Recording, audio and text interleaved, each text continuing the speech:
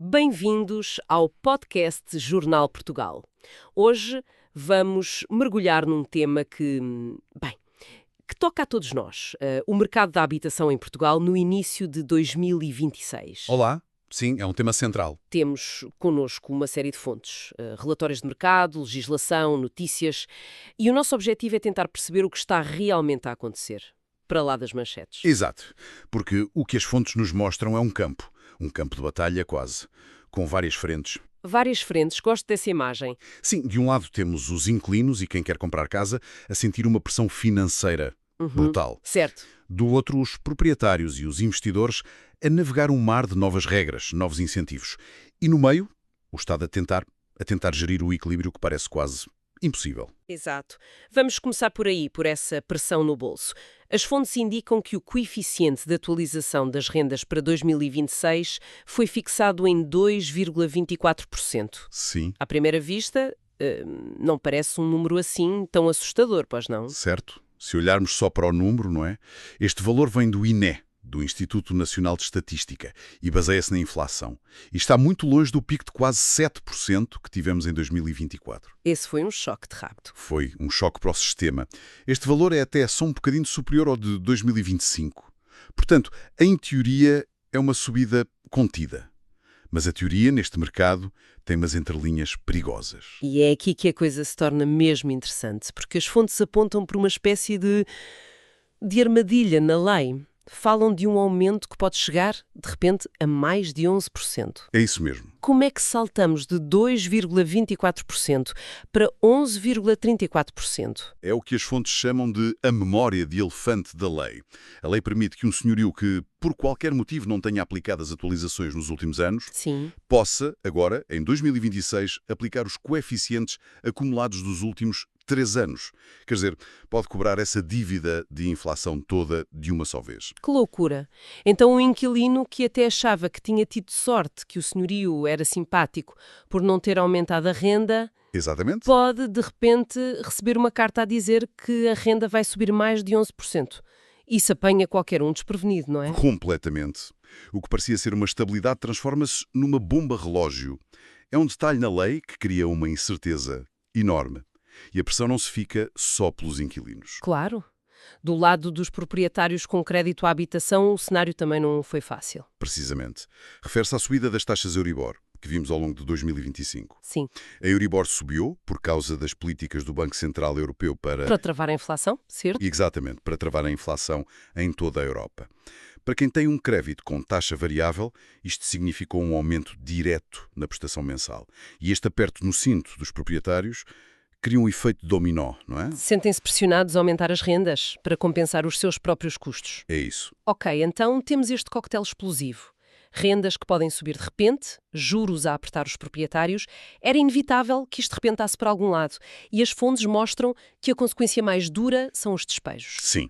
Os números da primeira metade de 2025 são muito claros. Um aumento de 14% nos despejos em todo o país.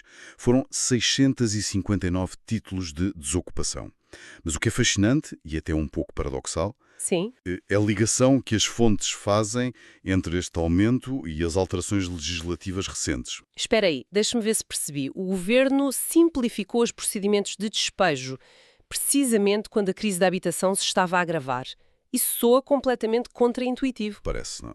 Mas a lógica, do ponto de vista do legislador, era dar mais segurança aos proprietários. Como assim? A ideia era que, ao simplificar o processo de despejo por falta de pagamento, mais senhórios se sentiriam confiantes para pôr as suas casas no mercado, para aumentar a oferta. Para combater a ideia de que era impossível tirar um mau inquilino. Exatamente. No entanto, o efeito imediato, como os números de Lisboa e Porto mostram, Lisboa concentra quase 40% dos novos processos, o efeito foi acelerar a saída de quem já estava numa situação mais frágil. Portanto, uma medida pensada para um problema da oferta acabou por agravar um problema social no curto prazo. No fundo, sim. Perante este cenário, o que é que o Estado fez a seguir? Porque as fontes falam de uma nova lei do arrendamento que entrou em vigor em 2026 com mudanças que parecem ir na direção oposta. Exatamente, parece uma correção de rumo. E as mudanças são estruturais. Primeiro, e talvez o mais importante, A fórmula de atualização das rendas deixa de depender só da inflação. A sério? Sim, o governo passa a ter uma palavra a dizer. A fórmula passa a incluir a evolução do rendimento médio das famílias. Isso é uma mudança de paradigma. Quer dizer que se os salários não subirem, as rendas também não podem disparar. Em teoria, é esse o objetivo: atrelar o custo da habitação à capacidade económica das pessoas. Depois, a duração mínima dos novos contratos passa a ser de 3 anos. Acabam-se os contratos de 1 ano que deixavam as pessoas sempre em suspenso. Exato. E depois vem a medida mais interventiva de todas. A do arrendamento compulsório. Essa palavra, compulsório, é muito forte quando se fala de propriedade privada. É fortíssima. A medida diz que imóveis devolutos há mais de 24 meses podem ser integrados à força em programas de arrendamento acessível. E como é que isso funciona na prática? Bem, o processo seria iniciado pelas câmaras municipais que notificariam o proprietário. Se nada fosse feito, o Estado, através do IHRU, poderia arrendar o imóvel diretamente ao proprietário e depois subarrendá-lo a preços controlados. Imagina a reação dos proprietários. Como pode imaginar, as associações de proprietários falam em ataque à propriedade privada. É uma medida com um peso político e social enorme. Temos a regulação mais dura, o pau, por assim dizer, mas as fontes também falam muito da cenoura. Os incentivos fiscais, o governo parece estar a jogar em duas frentes. Sem dúvida. Para os inquilinos, a cenoura é modesta. A dedução das rendas no IRS sobe de 700 para 900 euros. É uma ajuda, mas não muda a vida de ninguém. Uma poupança máxima de 200 euros por ano mal paga um café por semana.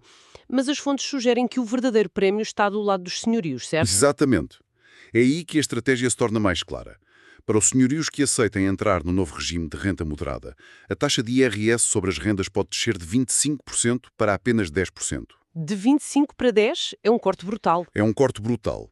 E este regime aplica-se a rendas até 2.300 euros mensais, dependendo da tipologia e da zona. As simulações que as fontes mostram são impressionantes. Num caso para uma renda de 1.500 euros em Oeiras, o inquilino poupa no máximo 200 euros por ano. Mas o senhorio que adere poupa 2.700 euros em impostos. A diferença é abissal. Não é uma assimetria, é um abismo. O que é que isto nos diz sobre a filosofia por detrás destas medidas? Diz-nos que a aposta principal do governo é na estimulação da oferta. A teoria é: se tornarmos muito mais lucrativo arrendar a preços controlados, mais casas vão surgir no mercado. E com mais oferta, Os preços gerais, em teoria, baixam. em teoria.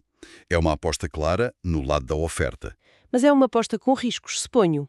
O que impede um senhorio de, no fundo, embolsar o benefício fiscal sem baixar a renda de forma significativa, mantendo-a apenas no limite do programa. Esse é o grande risco que vários analistas nas fontes apontam. O perigo de se estar a subsidiar os lucros dos proprietários sem que isso se traduza numa baixa de preços real para a família média.